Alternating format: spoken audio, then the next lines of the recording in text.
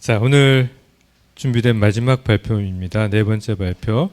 송혜경 교수님의 초이선사 동다송어의 차정신이 이어지겠습니다. 자, 우선 강연자이신 송혜경 교수님에 대해서 간단하게 소개하겠습니다.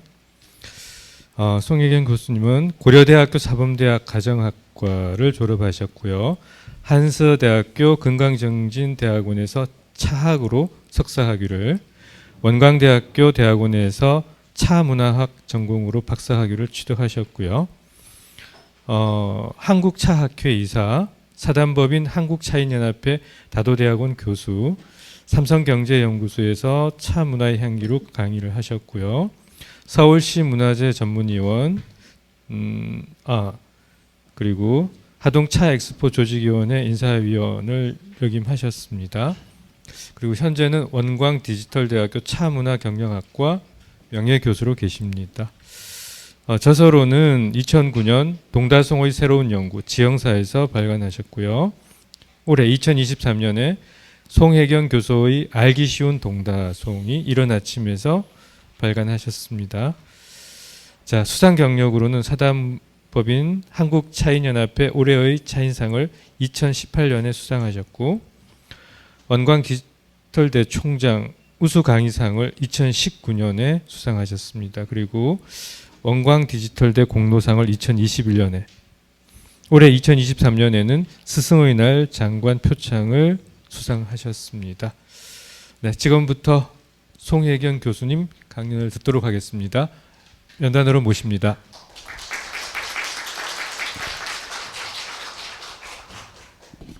안녕하세요. 지금 방금 소개받은 송혜경 교수입니다. 무교철학회가 지금 아까 보니까 1980년부터 지금까지 쭉 우리나라 인문학의 선구자 역할을 해오신 거라고 들었습니다. 수많은 석학들이 이 자리에 쓰셨다고 들었는데 오늘 제가 이 자리에 초대받게 되어서 대단히 영광스럽게 생각합니다. 또한 저는 올해로 차 생활이 한 35년 되었습니다. 제 나름대로 꽤 오래됐다고 생각했는데 앞서 발표해 주신 우리 언론 선생님들 또는 교수님들 이력에 비하면 전 정말 아주 부족하고 아직도 배워야 될 게 많구나라는 이런 생각을 하게 되었습니다. 제가 그동안 이제 공부한 내용은 초이선사의 동다송에 관한 내용입니다. 그래서 앞서 발표하신 선생님들 내용 중에서 보니까 상당히 너무 멋있습니다. 방금 전에 우리 그 한재 선생님의 내 마음의 차, 늘 잘 알고 있었지만 오늘 새롭게 또 가슴에 와 닿는 멋진 구절이었구나라는 것도 생각했고요. 또 우리 그 박정진 선생님 얘기를 통해서 초이선사 다산 라인에 있는 다산 추사 초이선사 라인과 매월당이라든지 이 라인하고 비교했을 때 부족한 건가 어떻게 된 건가라는 이런 생각도 했습니다. 아까 사회자님께서 얘기해 주신 게 기존의 차문화 컨텐츠가 중요하고 그 구태의연한 그런 방식이 아닌 어떤 새로운 문제 제기가 또 좀 있어서 차문화가 좀 발전적으로 됐으면 좋겠다 이런 말씀을 해주셨습니다. 오늘 제가 하는 내용이 다소 또 좀 이렇게 파격적일 수도 있습니다만 초이선사의 차 정신을 우리가 구태의연하게 유학자의 관계 속에서 유교적인 중정이라든지 또는 불교 승려로서의 그 다선삼매, 다선일녀라든지 이런 걸로만 초이 스님을 평가하기보다는 조금 더 한 발 좀 물러서서 도가적인 신선사상적인 입장에서 신선사상으로 보면 어떨까라고 하는 이런 생각을 저는 꾸준히 해왔습니다. 그래서 오늘 다소 좀 파격적일지 모르겠습니다만 여러분들에게 그런 내용으로 중심으로 소개를 해드리도록 하겠습니다. 어디 갔을까요? 자, 장황하게 썼습니다만 일단 제가 하려고 하는 것이 저기 종다송에 나타난 유불선의 차정신입니다. 그래서 유불선의 차정신 중에서도 이제 유교적인 중정이나 불교적인 다선삼매보다는 도가적인 신선사상을 초이선사가 어떻게 풀어냈는가 하는 이런 점에 대해서 설명을 드리도록 하겠습니다. 그에 앞서서 이제 조금 좀 소개를 한다면 조선 후기는 상당히 혼란했던 시대죠. 많은 유학자 정조가 그 북학파를 이끌고 개혁을 시도했었습니다만 돌아가시는 바람에 이제 되게 힘들었고요. 삼정의 문란이라고 하는 경제적인 혼란 속에서 이제 초이선사가 그 시대를 살았습니다. 당연히 억불숭유 시대 속에서 대단히 억압을 받았고요. 도가 역시 억압을 받았습니다. 그러나 조선 후기의 교학과 선불교를 두루 겸비한 학생이었다라고 저는 생각을 합니다. 왜냐하면 다산에게 유학과 시문을 배웠다라고 하는 사실은 당연합니다. 많은 공부가 되었던 것은 사실입니다만 다산을 처음 만났을 때 한 번 만나고 난 다음에 쓴 시에는 벌써 이미 시라고 하는 작시에 대한 것들을 잘 지을 수 있었고요. 그 내용 중에는 논어라든지 시경에 있는 내용을 인용하고 있었기 때문에 무조건 다 모든 것을 다산 선생님에게 배워서 그때부터 차를 알았고 불교를 알았다라고 하는 내용은 다소 조금 거리감이 있지 않을까라는 생각을 합니다. 그래서 경화사족들과의 폭넓은 교류를 할 수 있었던 것은 물론 다산이라고 하는 큰 선생님이 없으셨다면 절대로 있을 수 없는 일이었다라고 생각을 합니다. 다산이나 추산은 우리 누구나 다 잘 알고 있는 사람들입니다. 그러나 그들과 어깨를 나란히 했던 초이선사에 대해서 많이 잘 모른다는 사실입니다. 아마 여기 와 계신 분들 중에서도 초이선사가 어떤 분이지? 라고 의문을 갖고 계시는 분들이 여기 많이 계실 거라 생각이 듭니다만 제가 볼 때는 이 추사나 다산 못지않게 초이선사도 상당한 실력을 갖춘 분이었고 오히려 너무나 저평가되어 있지 않았나. 그래서 오늘 문제 제기는 다산 초이선사가 저평가되어 있다는 거, 그렇지 않다는 것을 여러분들에게 말씀드리고요. 또 하나는 동다송에 나타난 차정신이 유교, 불교 맞습니다. 그러나 도가적인 차정신도 그 중에 한 몫을 차지하고 있다라고 하는 것을 강조 말씀드립니다. 자, 그래서 우리 초이선사의 동다송 하는데요. 다 최고 그래서 나 저걸 지울 걸 그랬나 이런 생각도 했었습니다. 자, 우리나라의 최고라고 할 때는 높을 꽃자를 썼죠. 최고, 좋다라고 하는 그런 뜻인데요. 아까 논문이라고 했습니다. 다부가 논문의 형식을 취했다면 초이선사의 동다송은 책의 형식을 갖췄다고도 볼 수 있습니다. 물론 시의 형식을 갖추고 있기 때문에 함축적인 내용으로 짧습니다. 짧지만 그 안에는 탄탄한 구성과 폭넓은 내용을 바탕으로 하고 있었는데 그 바탕에는 억불숭유라고 하는, 그래서 자기 자신이 기량을 마음껏 드러내놓고 펼칠 수 없었던 그런 초이 스님의 한계, 이런 그 시대적인 한계, 이런 것들이라고 저는 생각을 합니다. 그래서 무엇보다도 공부를 하면서 동다송이라고 하는 것의 매력에 빠질 수 있었던 것은 동다송이 탄탄한 구성과 내용이라고 하는 것입니다. 그 형식이 또한 차의 본질을 꿰뚫고 있었다는 거죠. 차라고 하는 게 카멜리아 시넨신스라고 하는 차의 특성을 이해하고 있었기 때문에 시대를 지나도 또는 지역을 떠나서도 그 차는 한 가지라고 하는 그런 차의 본질을 알고 있기 때문에 그 바탕 하에서 우리나라 차가 우수하다라고 하는 것, 막가야켜를 겸비했다라고 하는 것을 강조하면서 우리의 주체성을 살렸다고 보고요. 유불선의 차정신은 유구다경에 견주어도 손색이 없다고 저는 봅니다. 자, 그래서 이런 어떤 차 정신을 규명하고자 하는 것이 오늘 발표 내용입니다. 일단 간단하게 동다송을 개관해 본다면 정조의 부마인 해거 홍현주가 차에 대해서 물어오셨죠. 다도가 무엇이냐고 물어오신 거에 대해서 초이선사가 답글로 쓴 내용입니다. 그러다 보니까 차나무를 아마도 보지도 못했을 해거 홍현주에게 무엇부터 설명을 할 것인가라고 하는 점에서 초이선사는 아마 차나무에서부터 시작을 했고요. 차가 언제부터 마셨느냐라고 하는 차의 역사를 시대순으로 정리를 하고 그 다음에 우리 토산차를 잘 모르고 주로 중국의 차를 드셨을 해거 홍현주에게 토산차를 알리고자 했을 것이라는 생각이 듭니다. 그리고 무엇보다도 초이 스님은 승려였기 때문에 불교적인 내용으로 글을 많이 쓰셨습니다만 일반 사람들에게 내가 어떤 생각과 사상을 갖고 있는지 알릴 수 있는 기회가 거의 없었습니다. 그래서 정조의 부모인 해거가 차에 대해서 물어왔을 때 때는 이때다. 그래서 자신의 기량을 마음껏 그 동다송에다 넣었는데 그건 역시 여의치 않았죠. 그 표현 자체가 어떤 그 불교적인 내용을 담고 있다든지 했을 때 어떤 다른 사람의 어떤 주변의 눈치를 보지 않을 수 없었기 때문에 실제로 동다송에 있는 내용은 겉에 드러난 것만 이해해서는 절대로 초이선사의 본심, 본의 이런 것들을 우리가 파악할 수 없다라고 하는 것입니다. 그래서 동다송은 상당히 어렵습니다. 대단히 어렵고 그 깊이감을 이해한다면 그 매력에 빠질 수밖에 없다는 것이죠. 그래서 동다송의 판본이 많습니다. 그러나 친필본은 발견되지 않았습니다. 여기서 한번 좀 생각해 봐야 되는 것은 필사본이 많다는 것은 그만큼 많은 사람이 베낀다는 얘기거든요. 좋은 글은 서로 베꼈기 때문에 아, 이 글이 좋았구나라고 하는 걸 우리는 이것만 보고도 이해할 수가 있고요.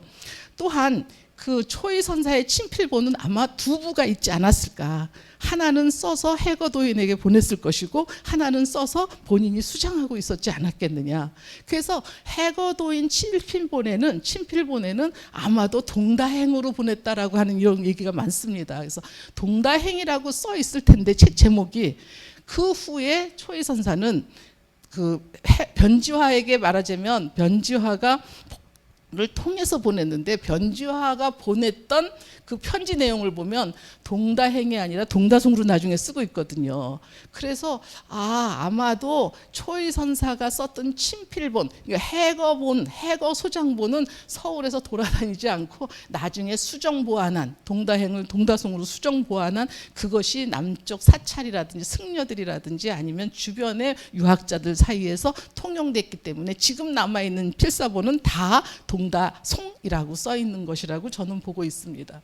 자, 탄탄한 내용 구성이라고 했는데 동다송을 크게 나누면 이렇게 나눌 수가 있겠습니다. 물론 저는 칠원절구의 송 17개의 송으로 구분하는 걸 택하고 있습니다만 어쨌든 차나무가 무엇인지 듣보잡했던 해거 홍연주에게 1송과 2송이라고 하는 짧은 두 편의 시에서 차나무의 재배 생리와 재배 환경 이런 것들을 다 이야기하고 있다는 것입니다.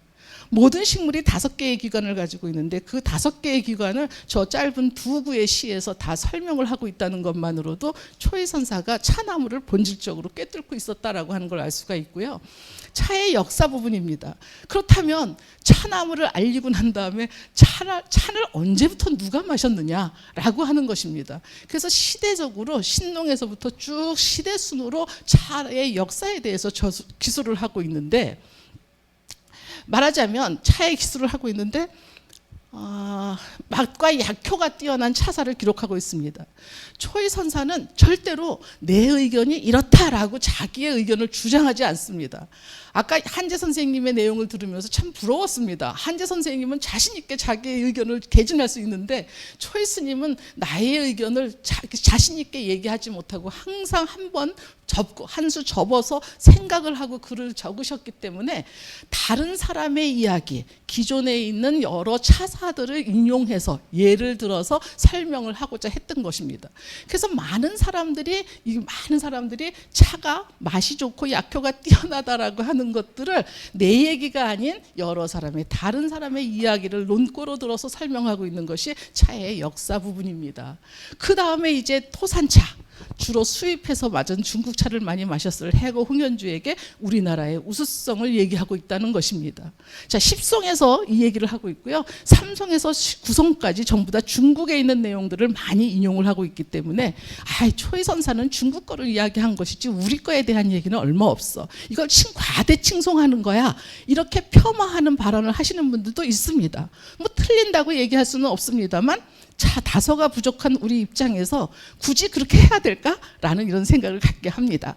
그래서 10송과 12송을 보면 이제 우리의 자존심을 건 동다의 우수성에 대해서 맛과 약효가 뛰어나다. 이 얘기는 지금 우리가 과학적으로 많은 차를 공부를 하다 보면 차의 본질이 똑같으면 모든 차를 만들 수 있죠. 중국의 차나무를 가지고도 만들 수 있고 우리나라 차를 갖고도 똑같이 6대 다류를 만들 수 있는 것처럼 우리나라 차가 맛과 약효도 좋을 수 있다는 내용을 얘기합니다.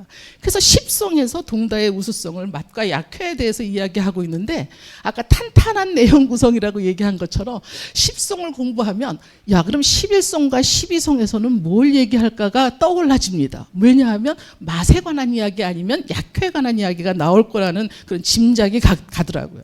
아니나 다를까 11송에서는요 차의 약효 효능에 대해서 얘기합니다. 그래서 차를 마시면 팔순노파가 아이로 돌아간대요. 그러한 영험한 신통력이 신속히 나타난다라고 얘기하고 있거든요. 그 차를 누구에게 주느냐? 그것을 해거 홍연주, 남산에 사는 해거 홍연주 당신에게 드리고 싶습니다라고 얘기하고 있거든요. 그렇다면 12송에서는 뭘 얘기하느냐? 효능에 대해서 얘기합니다. 합니다. 맛에 대해서 얘기합니다. 효능을 얘기했으니까. 그럼 맛있는 차를 만들려면 어떻게 만들어야 되느냐? 군안과 사양을 잘 지켜야 된다. 이런 이야기를 전개하고 있습니다. 그 차는, 맛이 좋은 차는 누구한테 드리느냐? 구중궁궐 임금님에게 바칠 만한 차가 된다. 이런 식으로 논리를 상당히 이렇게 점차적으로 점진적으로 지금 전개해 나가고 있는 구성을 보여주고 있습니다.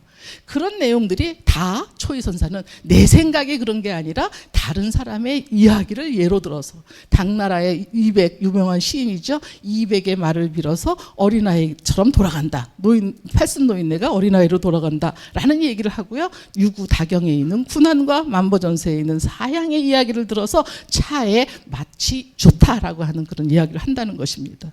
탄탄한 구성이고요.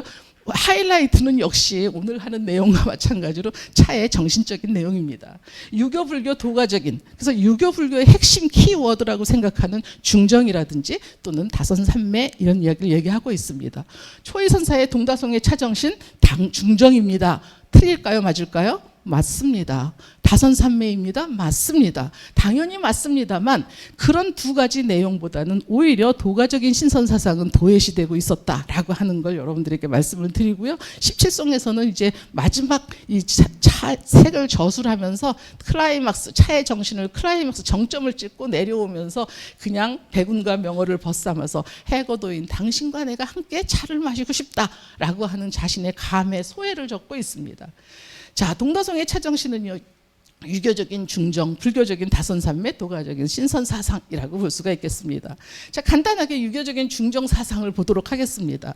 초이선사는 몇 글자 되지 않는 494자에 해당하는 아주 짧은 글입니다. 물론 본문은 그렇고요. 주석의 내용, 인용하고 있는 원전을 들어서 주석의 내용이 많습니다. 그래서 동다송에서는요, 본문과 주석에 있는 내용을 통해서 유교적인 색채를 가지고 있다라고 하는 걸 살펴보면 이렇게 많은 부분에 포진되어 있습니다. 이렇게 해서 유교적인 내용. 어쩔 수가 없죠. 이 시대에는 유학적인 그런 그 한문 세대이기 때문에 이걸로 적을 수밖에 없었고요. 여기 빨간색으로 적어져 있는 거, 빨간색이 바로 우리나라 그 사람들이죠. 그래서 나머지는 중국이지만 다산이라든지 이덕리의 동닭이라든지 해고 홍현주가 나온다든지 하는 이런 부분이 이제 우리나라의 문인들의 이야기를 예로 들고 있습니다. 초이선사가 이렇게 다양한 주석이 많은 이유는 내가 나를 드러내놓을 수 없었던 그런 시대적인 한계 때문에 다른 사람의 이야기를 예로 들어서 설명을 하려고 했었다라고 하는 걸 알 수가 있습니다. 자, 그렇다면 그런 동다송에 있는 유교적인 내용을 조금 분석해 보도록 하겠습니다. 일송에서 구론의 초사인 귤송을 용사했습니다. 거의 똑같이 1구와 2구를 베껴 쓰다시피 했습니다. 그래서 비난을 면치 못합니다. 그냥 중국어 갖다 썼지 그게 뭐 초이선사의 자기의 생각이냐라고 얘기하는데 그것도 뭐 틀린 말은 아니라고 생각합니다. 그렇다면 구론의 초사를 용사를 해갖고 썼으면 초이선사가 전부 다 그걸 다 베꼈다면 모르겠습니다만 1구와 2구에서 구론의 초사를 썼고 3구와 4구에서는 자신의 의견을 넣는데 그 체제나 그런 비유나 이런 것들이 상당히 그 손색이 없습니다. 그래서 구론의 초사의 귤송을 용사했음에도 불구하고 주석에다가 달지 않았습니다. 많은 사람들이 31송이냐 17송이냐 이런 얘기를 많이 하는데 31송을 주장하는 많은 분들이 주석이 있고 없고에 따라서 말하자면 송으로 나누는 그런 구분 방법을 취하고 있습니다. 구론의 초사 귤송을 인용하고 있고요. 이송에서는 구론의 초사인 원유를 인용하고 있습니다. 그럼에도 불구하고 주석에다가 달지 않았습니다. 왜 안 달았을까요? 당연히 달았어야 됐고 거기서 송으로 끊었어야 되는데 왜 안 달았을까요? 그때 당시에 조선시대 문인들이 구론의 초사는 그냥 필독서였습니다. 저걸 모르는 사람이 없기 때문에 굳이 달 필요를 느끼지 못했다라고 하는 거고요. 많은 사람들이 존경하는 인물이었기 때문에 아마도 초이선사는 동다송 차에 대해서 물어봤을 때 첫머리 첫 글자를 무엇으로 쓸까를 무지하게 고민을 많이 했을 것 같습니다. 거기에 구론이라고 하는 중국 사람들이 애국 시인이라고 칭송하는 구론의 내용을 갖다 썼고 귤이라고 하는 아열대성 식물인 귤이 차와 차나무와 유사한 성질을 갖고 있다는 것을 착안해서 구론의 귤송을 인용했습니다. 구론의 귤송을 인용했습니다만 초이선사가 동다송에서 후한가수 백일떡 수명불천 생남국이라고 얘기했다면 그 나무는 무슨 나무일까요? 귤나무가 아니라 차나무가 될 수 있다는 거죠. 그래서 초이선사만의 다송, 초이선사만의 차송으로 바꿨다라고 하는 것이 대단히 저는 대단하다고 보는 거고 더 훌륭하다고 보는 것입니다. 염제신농이라든지 주공이라든지 뭐 이런 많은 말하자면 천선인기 구해중할 때 하늘, 중국의 하늘 천의 개념에 해당하는 사람들과 또 인간에 관한 사람들, 수문제 이런 사람들은 다 천의 개념에 해당한다고 볼 수가 있겠죠. 그러니까 당나라의 유구라든지 이찬왕, 노동, 이백을 인용하고 있습니다. 송나라 때 구양수나 소동파 이런 사람들 많이 인용하고 있죠. 많이 인용을 하고 있다라고 하는 걸 알 수가 있습니다. 구체적으로 이제 동다송에서 유교적인 중정 사상을 알 수 있는 15송을 살펴보면 있어요. 차에는 뭐가 있느냐? 미묘함, 깊고도 미묘함이 있는데 난현, 드러내기 어렵다는 거예요. 그래서 현미묘함이라고 하는 것은 노자도덕경에 보면 1장에 있는 내용과 유사한 내용을 포함하고 있다는 걸 우리가 알 수가 있고요. 드러내기 어렵다라고 하는 거, 말로 드러내기 어렵다라고 하는 것은 불교에서 가나선에서 분리문자, 문자에 의거하지 않고 이심전심으로 해야 된다는 것처럼 뭔가 차는 이런 거야, 차가 가진 특징은 이런 거야 라고 말로 표현하기 어려운 깊고 미묘함이 있다고 얘기했고, 이때 중정이라고 하는 이야기를 여기서 쓰고 있습니다. 이것 가운데 중정이죠. 그래서 한번 보면은 중정은 아까도 말씀드린 것처럼 중용이나 중화, 중도, 사무사, 자유불급 이런 것과 뜻을 같이 합니다. 그래서 너무 지나치지도 부족하지도 않은 그 중간 상태를 얘기하는 거라고 본다면 초이선사는 차와 물의 관계에서도 이런 얘기를 하고 있고요. 무엇보다도 포법, 차를 우려 마시는 것에서의 중정을 이렇게 얘기하고 있습니다. 다관을 예열해야지 차의 온도가 일정하게 그 차의 맛을 느낄 수 있을 것이다 라고 하는 거. 또 차와 물이 적당해야지 싱겁지도 더 짜지도 않는다. 차를 우리는 시간도 마찬가지로 중정을 지켜야 된다라고 얘기합니다. 그런데 찻잔에 따른 차는 지체 없이 마셔야 된다 이렇게 얘기하고 있습니다. 찻잔에 따른 차는 지체 없이 마셔야 되는 것은 중정이라고 하는 것, 여기서부터 여기까지의 중심이라든지 또는 이 가운데의 중심을 얘기하는 것이 이 1과 이 3번이라면 4번은 뜨거울 때 마셔야 된다 이런 얘기거든요. 향기는 휘발성입니다. 그래서 향기가 식으면 향기가 제대로 나지 않기 때문에 지체 없이 차를 마셔야 된다는 그 이야기는 앞에 세 가지의 중정과는 조금 다르죠. 그랬을 때 그 중정은 무엇이냐? 적정한 때, 가장 맛있을 때 마시는 것을 중정이라고 우리가 봐야 되지 않겠느냐. 그래서 이렇게 똑같은 중정이라도 한 틀에 막힌 중정이 아니라 유연성 있는 사고를 우리가 저기서 발견할 수 있겠다라고 보는 것입니다. 그래서 이렇게 이제 혼자 차는 여럿이 마시는 게 아니라 혼자 마시는 것이다라고 하는 것입니다. 자, 두 번째로는 불교적인 다선삼매라고 하는 거죠.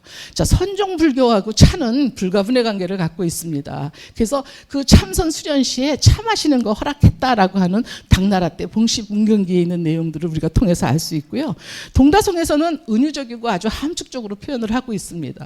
억불승유 정책하에서 아비를 아비라 부르지 못하는 그 불교 승려로서 천민으로서의 그 어려움과 그 역경 이런 것들을 다 말하자면 겪고 있는 그런 상황을 우리가 늘 알 수가 있습니다. 그래서 본문보다는 주석 에 있는 내용, 또 드러난 내용보다는 함의에 주목을 해서 우리가 동다송을 이해해야 되는 거지, 그냥 본문에 있는 내용만 이해한다면 빙산의 일각만을 이해한 것이지 그 밑에 있는 큰 그 얼음덩어리는 우리가 모르고 지나는, 그래서 진정한 초이선사의 그 진의를 파악하는 게 중요하겠다라는 생각을 했습니다. 자, 불교적인 내용은 이렇게 본문과 주석에 있는 내용은 이렇게 볼 수가 있겠습니다. 자, 이렇게 불교와 연관된 내용 속에서 우리가 본다면 불교 경전 주석서 이렇게 해서 은유적으로 연부당금이라고 하는 대지도론에 나와 있는 내용을 통해서 차의 노란 수술, 찻꽃의 노란 수술을 비유하고 있고요. 이 팔송에 나와 있는 쌍림 부대사라고 하는 제야, 중국의 유마거사라고 얘기할 수 있을 정도로 승려는 아니었습니다만 승려 이상가는 금강경을 주석한 전문가죠. 그래서 그런 금강경 5가에 처음으로 주석했던 주석서를 낸 분입니다. 왜 이런 분을 특히 팔송에서 인용을 했을까라고 하는 걸 생각해 본다면 아마 초이선사의 짜여진 각본에 의한 것이 아닌가라는 생각을 하게 합니다. 자, 불교를 간접적으로 표현했다고 하는 저점입니다. 오송에서 장맹량의 등 성도로에 나와 있는 정식 독칭 관육정이라고 하는 내용이 있습니다. 저 육정의 으뜸이다. 소치를 늘어놓고 먹는 음식, 산의 진미 가운데 차는 육정의 으뜸이다 할 때 저 육정이 희노애락 애호역 중에서 6가지 감정의 으뜸이다라고 하니까 해석이 잘 안 돼요. 그래서 의역을 합니다, 사람들이. 그래서 저 육정이 아니라 육청의 잘못된 옥이 아니냐, 맑은 음료 6가지의 으뜸이라고 얘기한 거 아니냐라고 했는데, 그것도 본문에는 많은 데서 육정이라고 나와 있습니다. 그래서 그 육정을 해석을 조금 의역을 하니까 6가지 감정을 다스리는데 차가 으뜸이다. 이렇게 하니까 해석이 좀 되는 것 같아요. 그런데 육정이라고 하는 것이 불교에서는 4단 7정론에서 말하는 희노애락 애호역인데 바람간에 하나가 없어져서 육정이 됐어요. 그래서 이것도 좀 마땅치 않다라고 생각했는데, 원효 스님의 대승불교에서 육정을 참여한다라고 하는 육정은 바로 안희비설 신의에 의한 육군에 의한 육진의 경계 분별을 낮추지 않게 한다는데 차가 으뜸이다라고 해석을 한다면, 여기에 있는 장명량의 등성도를 인용해서 이 얘기를 했지만 초이선사는 내심 어때요? 불교에 나와 있는 저런 이야기들을 이 글을 통해서 표현하려고 하셨던 것이 아닌가라고 하는 것을 알 수가 있습니다. 또한 은근히 사찰을 많이 언급하고 있죠. 그래서 200의 시에 나와 있는 건데 내 글이 아니에요. 200의 시에 있는 형주 옥천사라든지 강림사라든지 또 대흥사의 유천이라든지 칠불사 옥부대 이야기, 슬그머니 그런 식의 이야기들을 끼워 넣으면서 불교적인 색채를 강조하고 있었다라고 볼 수가 있습니다. 자, 그래서 불교적인 다선삼매는 노가자순 천은군 호화봉옥 추수문 할 때 삼매수중 상기분이라고 했거든요. 삼매라고 하는 거, 어떤 모라지경, 무아지경에 들어가는 저 손수는 손도 얘기하지만 손도 얘기하지만 무언가를 장악하다라고 하는 것도 되고요. 저거는 조그만 솜씨도 얘기합니다. 그래서 삼매에 빠질 정도의 솜씨로 차를 우린다라고 한다면 오랜 수행을 통해서, 오랜 연습을 통해서 나오는 그 삼매의 솜씨에서 똑같은 차가 아니라 저절로 다른 기이한 향기가 나는 아름다운 차가 나온다라고 얘기할 수가 있는 거죠. 아까 말하는 육향이라고 하는 얘기, 이 얘기에 저는 거기에 감명을 받았었는데, 자, 삼매수중 상기분이라고 하는 그런 내용을 통해서 차와 내가 둘이 아니다라고 하는 이런 내용을 알 수가 있습니다.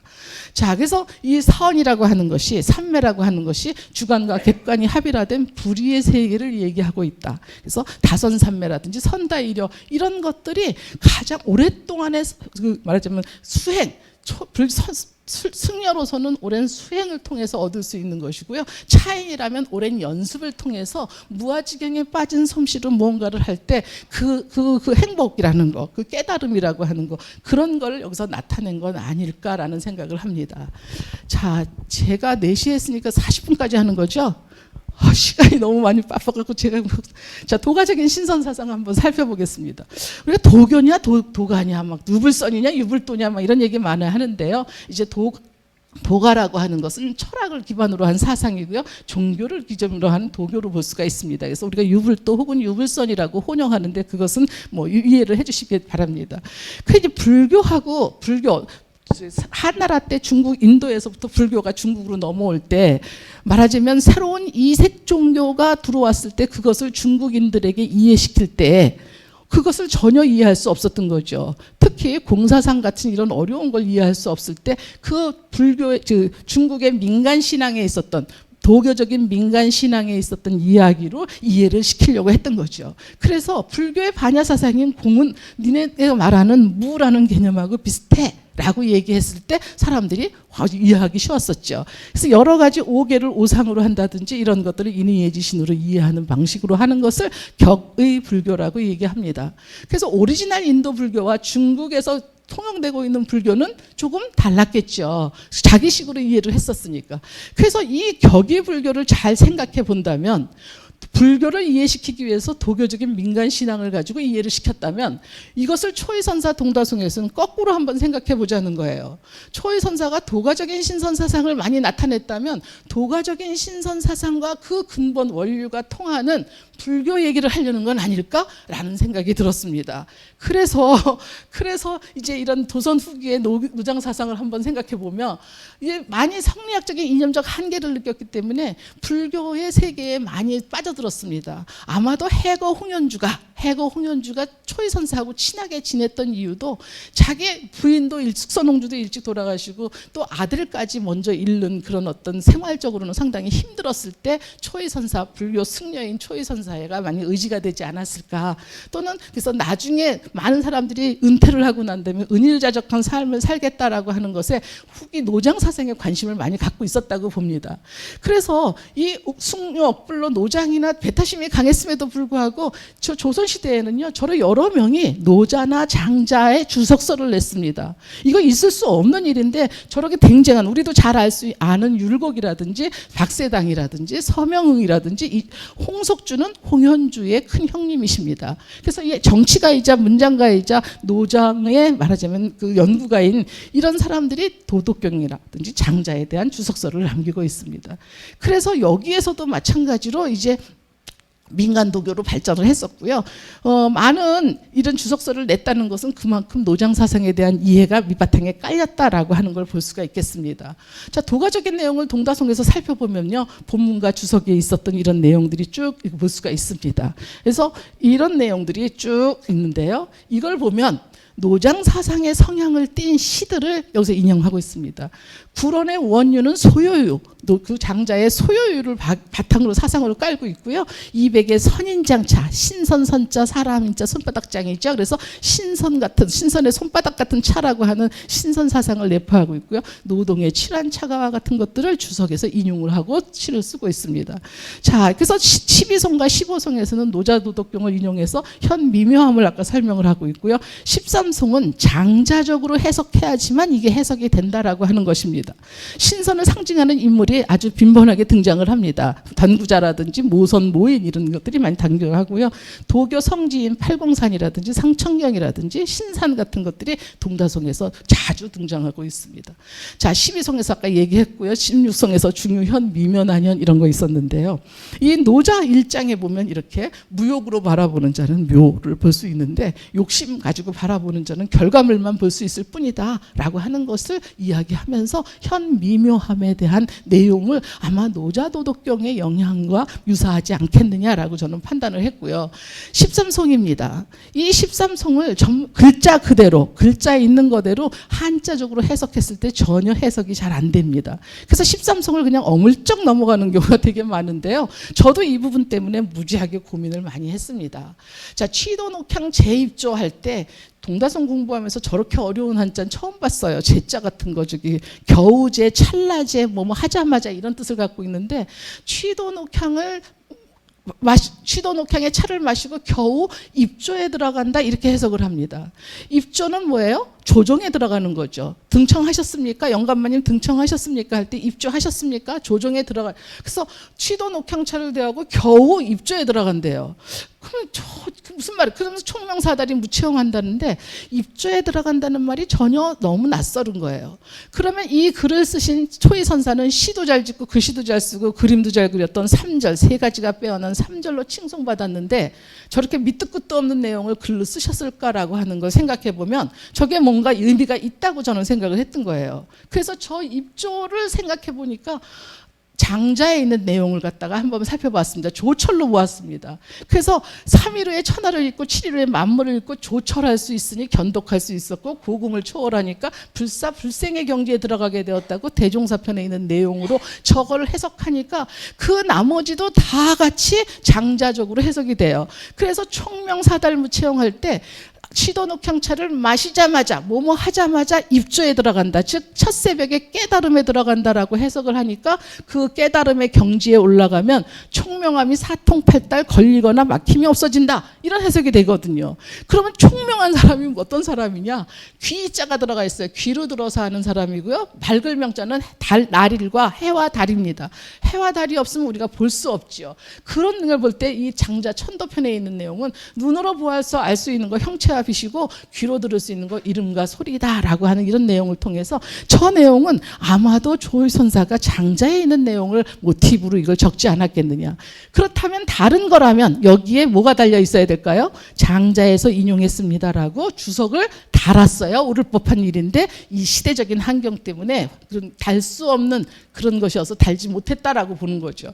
그 다음에 보니까 완전히 신산 어때요? 삼신산 알죠? 우리 삼신산 도교의 성지인 그 지리산의 뿌리를 받고 있는 차나무이기 때문에 그 차나무가 선풍 신선다운 풍모를 가지고 있는 신선 사상에 관한 이야기로 13성에서 얘기를 하고 있거든요.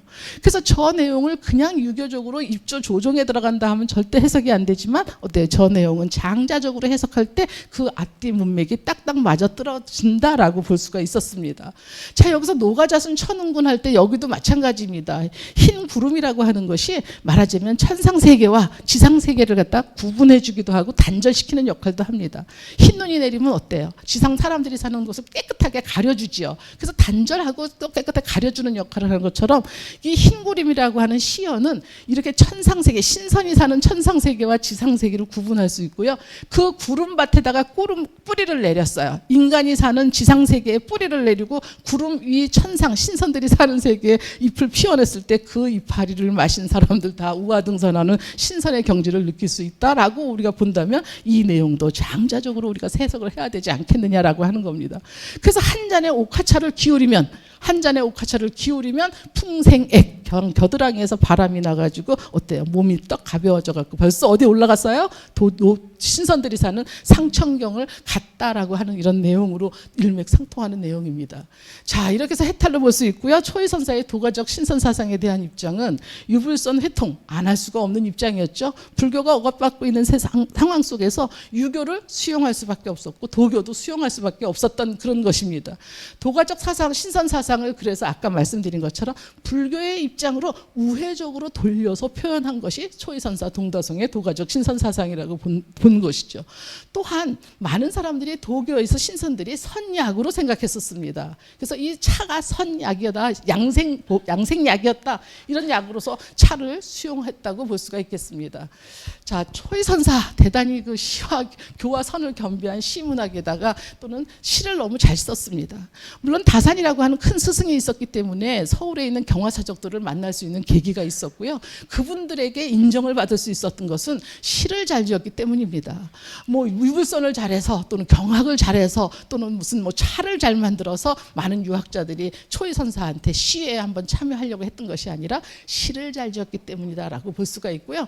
다산이나 추사 등 유학자들 학문적 깊이와 수양을 쌓았다. 뭐 그건 우리가 배제할 수 없습니다. 다산 선생님에게 큰 거 많은 가르침을 받은 거 사실입니다. 그래서 초이선사 동다성의 차정시는 유불선이 상통하고 있으면서 오히려 토가적인 신선 사상을 통해서 불교를 알리고 있었다라고 하는 걸 여러분들에게 소개드리고자 합니다.